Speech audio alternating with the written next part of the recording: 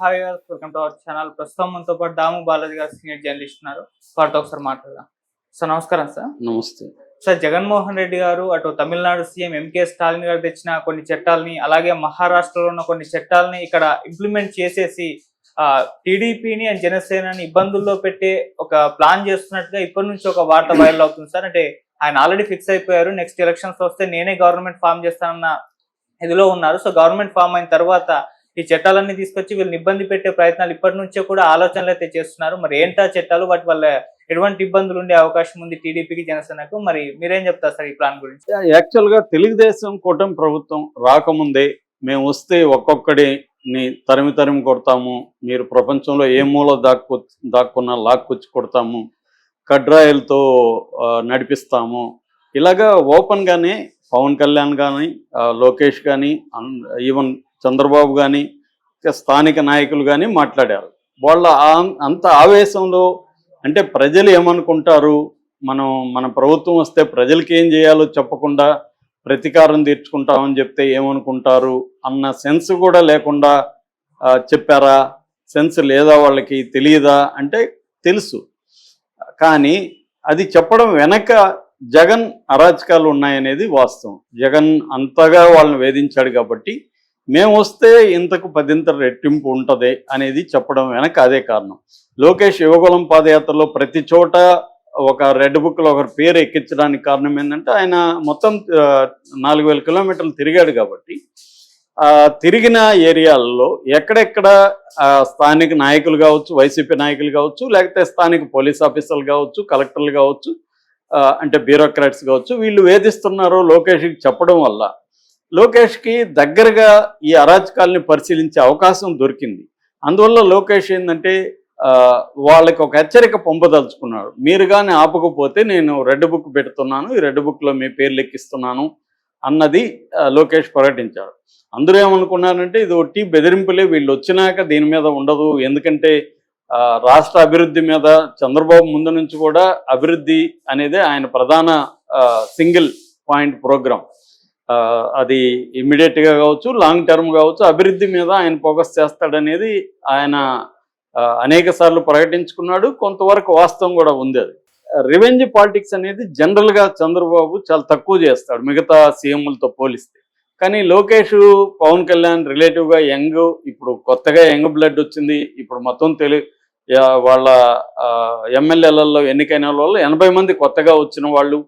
So వీళ్ళు చాలామంది cadre 5 ఏళ్లుగా, వాళ్ళైతే జనసేన వాళ్ళు 10 ఏళ్లుగా రకరకాల ఇబ్బందులు పడుంటారు కాబట్టి వాళ్ళకి కక్ష తీర్చుకోవాలన్న ఇది వచ్చింది. ఎందుకంటే అంతకుముందు జగన్ కూడా ఇదే పని చేశాడు కాబట్టి. సో ఈ నేపథ్యంలో వాళ్ళు హెచ్చరించిన తర్వాత డే 1 నుంచే, అంటే ప్రమాణ స్వీకారం చేయక ముందు నుంచే చంద్రబాబు ప్రభుత్వం కంప్లీట్గా రివెంజ్ మోడ్లోకి వెళ్ళిపోయింది. అంటే అధికారులని ఇది చేయడం, తర్వాత వీళ్ళు ఎవరైతే ఇంతకుముందు అనుకున్నారో వాళ్ళందరినీ చేయడం ఇది జరిగింది. ఇక్కడ మళ్ళీ రకరకాల కోణాలు ఉన్నాయి, ఆ జోలికి వెళ్ళట్లేదు. మన టాపిక్ వరకు పరిమితం అయితే ఇప్పుడు జగన్కి చాలా పెద్ద నష్టాన్ని అయితే ఇప్పటి వరకే 1 ఇయర్లోనే జగన్కి పెద్ద నష్టాన్ని చేయగలిగారు. అంటే రెండోది ఏంటంటే, నేను ఇంతకుముందు కూడా ఒక పెట్టకథ చెప్తుంటాను, ఒక్కోసారి బలం అనేది బలహీనతగా ఎలా మార్చచ్చో కోతులు తాబేళ్ళ కథ అనేది కేఎన్వై పతంజలి చెబుతాడు. ఎందుకంటే కోతులకి తాబేళ్ళకి మధ్య యుద్ధం వచ్చినప్పుడు తాబేళ్ళని కొట్టడానికి కోతుల వల్ల కావట్లేదు, ఎందుకంటే కవచం గట్టిగా ఉంటుంది, దాన్ని దిప్పంటారు కదా, అది దానివల్ల కాలేదు. అప్పుడు ఒక సీనియర్ ముసలి కోతి ఒక సలహా ఇచ్చింది మిగతా కోతులకి, అరే భయ్య వాటిని ఇట్లా తిప్పించి కొట్టండి రా అని. సో ఆ తాబేళ్ళన్నిటిని ఇట్లా రివర్స్ చేసి కొట్టితే అన్ని చనిపోయినాయి. సో అంటే ఇంతవరకు బలం అనుకున్నది దాని వెనకనే బలహీనత కూడా ఉంటుంది. ఆ బలహీనతను గుర్తించగలిగితే ఎనిమిని ఎలా దెబ్బతీయచ్చు అనేది ఈ కథ చెబుతుంది. అలాగా జగన్ అంటేనే ఒక బలవంతుడు, చాలా దౌర్జన్యాలు చేయగలడు, అతని నెట్వర్క్ చాలా స్ట్రాంగ్గా ఉంటుంది, రాయలసీమ ఫ్యాక్షనిజం ఉంటుంది, అతనికి డబ్బులు విపరీతంగా ఉన్నాయి, అతనికి మోడీ అండ ఉంది, ఇవన్నీ ఉండేవి. దాన్నంతా బ్రేక్ చేసేయగలిగారు ఈ 1 ఇయర్ లోపలే. జగన్ ఎంత బలహీనడో చెప్పగలిగారు వీళ్ళు. అంటే మేము ఎవరిని కొట్టినా ఇమ్మీడియట్గా విడిపించుకోలేరు, వాళ్ళని అరెస్ట్ కాకుండా చూసుకోలేరు, సోషల్ మీడియా స్ట్రాంగ్ అనేది అంటే జగన్కి ఏవేవి బలం ఉండేవి, సోషల్ మీడియా చాలా బలంగా ఉండేది, వాలంటీర్ సిస్టమ్ చాలా బలంగా ఉండేది. అలాగా బలంగా ఉన్న సిస్టమ్స్ అన్నిటినీ బ్రేక్ చేసేసారు వీళ్ళు వచ్చి. సో వాలంటీర్లు అసలు వ్యవస్థ లేకపోతే ఎలాగారా బాబు అనుకున్న పరిస్థితి నుంచి 1 year ప్రూవ్ చేశారు. వాలంటీర్ వ్యవస్థ లేకపోయినా ఏమీ ఆగదు అనేది ప్రూవ్ చేసేయగలిగారు. సో వాలంటీర్ వ్యవస్థ అన్న ఒక బలమైన దాన్ని లేకుండా చేశారు. అట్లాగే జగన్ సోషల్ మీడియాని వెన్నుముక విరిచేశారు. సోషల్ మీడియాలో దాదాపు 100 మందికి పైన అరెస్టులు, ఇంకొంతమంది పైన కేసులు పెట్టడం, వాళ్ళని ఏమీ చేయలేకపోయాడు జగన్. ఆల్టర్నేటివ్గా జగన్ ఒక నిర్మించలేకపోయాడు.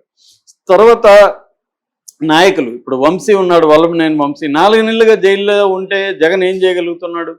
ఎవరినైనా పెట్టగలుగుతా ఉంటే జగన్ ఏమి చేయలేకపోతున్నాడు. ఓన్లీ కొమ్మినేని శ్రీనివాసరావు, అది కూడా ఆయన సీనియర్ జర్నలిస్ట్ కాబట్టి సుప్రీంకోర్టు పరిగణలోకి తీసుకునింది. కానీ 70 ఏళ్ళు సీనియర్ జర్నలిస్టు, పైగా ఆయన డైరెక్ట్గా కామెంట్లు చేయలేదు, కామెంట్లు ప్యానెల్లో చేశారు తప్ప ఈయన చేయలేదు అన్న యాంగిల్లో గతంలో సుప్రీంకోర్టే ఆమె కనిక కుమారి, తర్వాత రాజ్దీప్ సర్దేశాయ్ కేసులు ఇలాంటివి ఉన్నాయి కాబట్టి అవన్నీ దృష్టిలో పెట్టుకుని ఆయన బెయిల్ ఇప్పించింది తప్ప ఎఫ్ఐఆర్ కొట్టేయలేదు.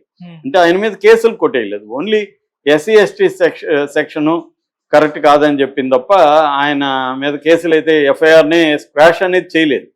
సో ఈ నేపథ్యంలో జగన్కి చంద్రబాబుకి క్లియర్గా తేడా తెలుస్తుంది. అంటే జగన్ బలం అంతా కూడా నేను ఇందాక చెప్పిన తాబేలు దిప్పమార్గం ఉంది, వెనక జగన్ది ఎంత వీక్గా ఉంది అంటే జగన్ నిర్మాణాలని, సపోర్ట్ సిస్టమ్స్ని, తన కులాన్ని స్ట్రాంగ్గా ఉంచుకోలేకపోయాడు, పార్టీ క్యాడర్ని స్ట్రాంగ్గా ఉంచుకోలేకపోయాడు, వ్యవస్థల్లో స్ట్రాంగ్ పట్టు లేదు. తర్వాత ముఖ్యంగా న్యాయ వ్యవస్థలో తనకి ఒక లీగల్ సిస్టమ్స్ అనేవి రకరకాల సిస్టమ్స్ని నువ్వు నిర్మించుకోవాలి. అధికారంలో ఉన్నప్పుడు నిర్మించుకోవడం సులభం, అది చేయలేదు జగన్. సో ఇవన్నిటిని ప్రూవ్ చేయగలిగాడు. సో వీటి నుంచి ఇప్పుడు ఎవడైనా కూడా అనుభవాల నుంచి, ఫెయిల్యూర్ నుంచి ఎంత త్వరగా నేర్చుకొని వాటిని సరిదిద్దుకుంటారో వాళ్లే రాజకీయాల్లో నిలబడతారు. సో మామూలుగా ఒక సామెత ఉంది, ఓ హెన్రీది, అనుభవం అనే దువ్వెన చేతికి దొరికేసరికి జీవితం బడతలు అవుతుందని. అంటే నీ అనుభవం నీకు దొరుకుతుంది కానీ నువ్వు దూకోవాలంటే నీకు హెయిర్ ఉండదు. సో నీ దువ్వెన నీకు పనికిరాదు. కాబట్టి అనుభవాలన్నీ నీకు అనుభవాలు కలిగాయి కాబట్టి వాటికి అవే గొప్ప అనుభవాల్ని నువ్వు ఎలా వాడుకుంటావు, అనుభవాల నుంచి నువ్వు ఎట్లా ఇంటర్ప్రెట్ చేసి నువ్వు ఏం నేర్చుకుంటావు అనేది ఇంపార్టెంట్. కానీ జగన్ ముందు నుంచి కూడా రాంగ్ స్టెప్లో ఉన్నాడు. అదేంటంటే రివెంజ్. మనకు కానీ గుర్తుంటే జగన్ గెలవగానే ఢిల్లీలోనే రివెంజ్ ప్రోగ్రామ్ అనౌన్స్ చేశాడు జగన్. ఈ ప్రభుత్వం కాంట్రాక్టులకి ఎవరికి ఇస్తా వాళ్ళందరికీ నేను తీసేస్తాను అనేది మొదలుపెట్టాడు. సో పాజిటివ్ యాంగిల్లో జగన్ స్టార్ట్ అవ్వలే, నెగిటివ్ యాంగిల్లోనే జగన్ స్టార్ట్ అయ్యాడు. సేమ్ ఈ ప్రభుత్వం కూడా నెగిటివ్ యాంగిల్లోనే స్టార్ట్ అయింది. ఇప్పుడు జగన్ ఏమంటున్నాడు, జగన్ కూడా నేను అధికారంలోకి వస్తే ఇంకా రెట్టింపు చేస్తాను, మీరు రెడ్ బుక్ కాదు ఏ బుక్ దొరికితే ఆ బుక్ పేర్లు రాసుకోండి, మనం ప్రపంచంలో ఏ మూల ఉన్నా, రిటైర్డ్ అయినా, విదేశాలకు పారిపోయినా నేను వాళ్ళని వెంటాడి తెస్తాను అని చెప్తున్నాడు. సో ఇప్పుడు కొత్తగా వస్తున్న వార్త ఏంటంటే, ఒక మహారాష్ట్రలో, తమిళనాడులో ఉన్న 2 చట్టాలు ఉన్నాయి. ఈ 2 చట్టాలు జగన్ అధ్యయనం చేసి ఈ 2 చట్టాలలాగా రేపు మనం కూడా ఒక స్టేట్ లా చట్టం తీసుకురావాలనేది జగన్ ప్లాన్గా చెప్తున్నారు. అసలు ఈ 2 చట్టాలు ఏంటి? ఇలా సెంట్రల్ గవర్నమెంట్ చట్టాలు, స్టేట్ గవర్నమెంట్ చట్టాలు ఉండొచ్చా క్రిమినల్ దీంట్లో అంటే ఉండొచ్చు. మన రాజ్యాంగం స్టేట్ అంశాలు కొన్ని ఉంటాయి, సెంట్రల్ అంశాలు ఉంటాయి, ఉమ్మడి అంశాలు ఉంటాయి, 3 రకాలు ఉంటాయి అన్నమాట. ఇది లా అండ్ ఆర్డర్ అనేది ఉమ్మడి అంశం, మామూలుగా అయితే స్టేట్ అంశం కిందకి వస్తుంది, కానీ దాన్ని బ్రేక్ చేయడానికి చాలా ఉన్నాయి. ఇప్పుడు ఫర్ ఎగ్జాంపుల్ సిబిఐ ఉంది, సిబిఐ ఏ స్టేట్లోకి ప్రవేశించాలన్నా ఆ స్టేట్ పర్మిషన్ ఇవ్వాలి, జనరల్ కాన్సెంట్ అంటారు, కాన్సెంట్ ఇవ్వాలి. కానీ ఎన్ఐఏ తీసుకొచ్చారు, ఎన్ఐఏకి ఏ కాన్సెంట్ అవసరం లే, ఏ రాష్ట్రంలో ఉన్న ఎన్ఐఏ నేషనల్ ఇన్వెస్టిగేటివ్ ఏజెన్సీ ఏ రాష్ట్రం కన్నా వెళ్ళొచ్చు. అలాగా కొన్ని స్టేట్లు సపరేట్ చట్టాలు తెస్తారు. ఇప్పుడు వచ్చి జగన్ కళ్ళ ముందు 2 చట్టాలు ఉన్నాయి, ఒకటి తమిళనాడుది, ఒకటి మహారాష్ట్ర. ముందుగా తమిళనాడుది చెప్తాను. తమిళనాడుది గోండా యాక్ట్ అంటారు, దీన్ని మామూలుగా ప్రజలు పిలిచేది గోండా యాక్ట్ అంటారు. దీని అసలు పేరు ఏంటంటే చాలా పొడుగు పేరు ఉంది, Tamil Nadu prevention of dangerous drug offenders, forest offenders, sand offenders, slum grabbers, video private offenders, ఇంత పెద్ద పేరుందనమాట. ఈ చట్టం 1982లో వచ్చింది. దీన్ని గూండా యాక్ట్ అని పిలుస్తారు. ఈ చట్టం కిందనే మన సుమన్, యాక్టర్ సుమన్ ఉన్నాడు కదా, అప్పట్లో ఆయన ప్రముఖ హీరో, ఆయన్ని 1986 ఏప్రిల్ 7వ తేదీ ఈ గూండా యాక్ట్ కిందనే ఆయన అరెస్ట్ చేసి జైల్లో పెట్టారు. ఈ చట్టం కింద ఏంటంటే త్వరగా బెయిల్ రాదు, స్పెషల్ యాక్ట్ అనమాట. పవర్స్ ఎక్కువ ఉంటాయి, నీకు మామూలు సాక్ష్యాలని పనిచేయవు. వాళ్ళు గవర్నమెంట్ మా దగ్గర సాక్షి ఉందనుకుంటే అది దాన్ని ప్రూవ్ చేయాల్సిన అవసరం లేదు, ఇలాగా పెట్టచ్చు. తర్వాత అది సుప్రీంకోర్టుకు వరకు వెళ్ళి సుమన్ బయటకు వచ్చాడు. కానీ వెరీ వెరీ డిఫికల్ట్ అనమాట. అట్లాగే మహారాష్ట్రలో ఎంకోకా అంటారు దాన్ని, MCOCA, దాని పేరు ఎంకోకా అని పిలుస్తారు. COCA కోకా, ఎంకోకా అంటారు. దీని పూర్తి ఇదేంటంటే the Maharashtra control of organised act 1999. దీని కింద కూడా స్పెషల్ పవర్స్ ఉంటాయన్నమాట. దీనికి స్పెషల్ కోర్టులు ఏర్పాటు చేస్తారు.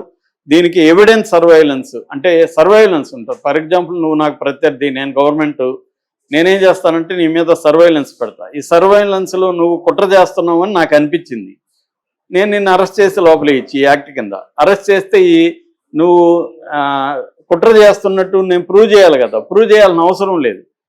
అంటే నా దగ్గర ప్రూఫ్ ఉంది, మా సర్వైలెన్స్లో తేలిందని చెప్పచ్చు. ఈ చట్టం కింద నీకు హక్కులు ఉండవు అనమాట.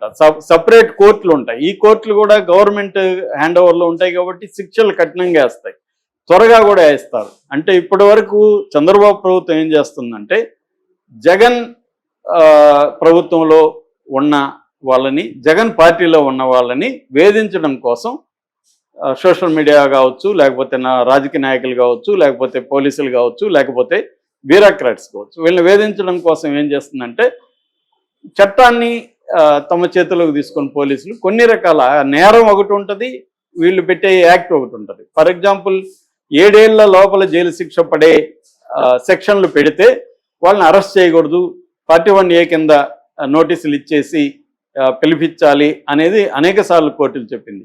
అందుకని వీళ్ళు ఏం చేస్తున్నారంటే 111 యాక్ట్ BNS పెడుతున్నారు. 111 ఏం చెప్తుంది, ఆర్గనైజ్డ్ క్రైమ్ సిండికేట్లో మెంబర్ అని చెప్తుంది. ఇప్పుడు నువ్వు ఒక జర్నలిస్టు, నువ్వేదో ఒక మాట అన్నావు, నీ మీద 111 పెట్టేస్తుంది. అలాగే ఇక్కడ రేవతి మీద పెట్టారు కదా, మన అక్కడ కూడా పోసాని దగ్గర నుంచి అందరి మీద 111 పెట్టారు బిగినింగ్లో. కోర్టులు దాన్ని అడ్డుకున్నాయి. అడ్డుకునేసరికి ఇప్పుడేం చేస్తున్నారు, తెలివిగా ఒక SC, అంటే మాలా సామాజిక వర్గం, మాదిగ సామాజిక వర్గం నుంచి కంప్లైంట్ ఇప్పించడం, SC యాక్ట్ పెట్టేయడం. కొమ్మినేని మీద అదే పెట్టారు. ఖమ్మంపాటి శిరీష్ అనే ఒక దళిత మహిళ దగ్గర కంప్లైంట్ ఇప్పించి SC/ST పెట్టారు. దాన్ని మంగళగిరి కోర్టు పెట్టొద్దని చెప్పింది, సుప్రీంకోర్టు కూడా చెప్పింది. కానీ అందరి మీద వీళ్ళు కోర్టులకు వెళ్ళలేరు కదా, సుప్రీంకోర్టుకి వెళ్ళాలంటే పెద్దల అడ్వకేట్లను పెట్టుకోవాలి. ఈయన కొమ్మినేని మీద ఏదో జగన్ దయదలిచి పెట్టాడు, సిద్ధార్థ దవేని, ఆయన ఏదో 1 కోటో 2 కోట్లు తీసుకొని ఉంటాడు. అలాగే అందరి మీద జగన్ పెట్టలేడు కదా, కాబట్టి చచ్చినట్టు జైళ్ళల్లో ఉండాల్సి వస్తుంది, లేదా మల్టిపుల్ కేసులు పెట్టడం. అంటే వీళ్ళెవరికి శిక్షలు లేవు. ప్రాసెస్ ఈజ్ పనిష్మెంట్ ఇండియాలో, శిక్ష కాదు. సో శిక్ష పడకనే 10 ఏళ్ళు జైల్లో ఉన్నవాళ్ళు చాలామంది ఉన్నారు. ఫర్ ఎగ్జాంపుల్, సాయిబాబా 10 ఏళ్ళ జైల్లో ఉన్న తర్వాత ఆయన నిర్దోషిగా రిలీజ్ అయ్యాడు. మరి ఈ 10 ఏళ్ళు ఊరు ఇస్తారు ఆయనకి? కాబట్టి ఇప్పుడు జగన్ ఏం ఆలోచిస్తున్నాడంటే, ఈ ఎంకోకా, ఈ గోండా యాక్ట్, తమిళనాడు గోండా యాక్ట్, ఎంకోకా మహారాష్ట్ర, ఈ 2 చట్టాలలాగా ఒక ఆంధ్రప్రదేశ్లో ఒక గోండా యాక్ట్ లాంటిది ఒకటి సపరేట్గా తీసుకొచ్చి శిక్షలు త్వరగా వేసేయాలి వీళ్ళకి. ఇప్పటి వరకు చంద్రబాబు ప్రభుత్వం ఏం చేస్తుంది, శిక్షలు పడవు వీళ్ళకి, కానీ శిక్ష వేసేసారనుకో, ఒక్కొక్కడు 4 ఏళ్ళు 5 ఏళ్ళు 10 ఏళ్ళు శిక్షలు పడిపోతే ఎవడు బయటికి రాడు. ఈ యాంగిల్లో జగన్ ప్లాన్ చేస్తున్నాడు. దీని మీద స్టడీ జరుగుతుంది. సో జగన్ అధికారంలోకి వస్తే తెలుగుదేశం జనసేన వాళ్ళకి ఒక్కొక్కరికి మామూలుగా ఉండదు. ఈవెన్ లోకేష్ దగ్గర నుంచి అందరినీ ఈ యాక్ట్ల కింద అరెస్ట్ చేయడం, బెయిల్ రానియకుండా చూసుకోవడం, వాళ్ళకి శిక్షలు కూడా వేసేయడం. ఈ శిక్షల్లో మళ్ళీ ఏమవుతుంది, వీళ్ళు అప్పీల్కి వెళ్తూ ఉండాలి, హైకోర్టుకి వెళ్ళాలి, సుప్రీంకోర్టుకి వెళ్ళాలి, ఇవన్నీ టైములు పడుతూ ఉంటాయి. ఒకవేళ ఈ లోపల అది ఫెయిల్యూర్ అయితే ఇంకోటి పెట్టి చేయొచ్చు. ఈ యాంగిల్లో జగన్ ప్లాన్ చేస్తున్నట్టుగా చెప్తున్నారు. ఇది ఎంత నిజం అనేది తెలియదు. జగన్ అయితే మాత్రం ఆ సీరియస్గా ఉన్నట్టుగా తెలుస్తుంది. ఇదే కానీ జరిగితే మాత్రం రాష్ట్రం అల్లకల్లోలంగా మారిపోతుంది తప్ప అభివృద్ధి, సంక్షేమం, గవర్నెన్స్ అనేది, అంటే పీపుల్ సెంట్రిక్ అప్రోచ్ అనేది పోయి రివెంజ్ సెంట్రిక్ అప్రోచ్లోకి వెళ్ళిపోతే అతి దారుణంగా ఉంటుంది. ఇది చంద్రబాబు ప్రభుత్వం కూడా ఆలోచించుకోవాలి. అభివృద్ధి వైపు, సంక్షేమం వైపు, మంచి గుడ్ గవర్నెన్స్ వైపు అడుగులు వేయడం అవసరం. జగన్ చేశాడు కాబట్టి నేను చేస్తానన్నప్పుడు ఇద్దరికి తేడా ఉండదు. సో అది చేయగలిగితే రేపు జగన్కి కూడా ఆ స్కోప్ ఇవ్వకుండా ఉండేవాళ్ళు అవుతారు. లేదు ఇప్పుడు చేస్తే రేపు పొరపాటున, ఎందుకంటే ఇప్పుడు ప్రజలు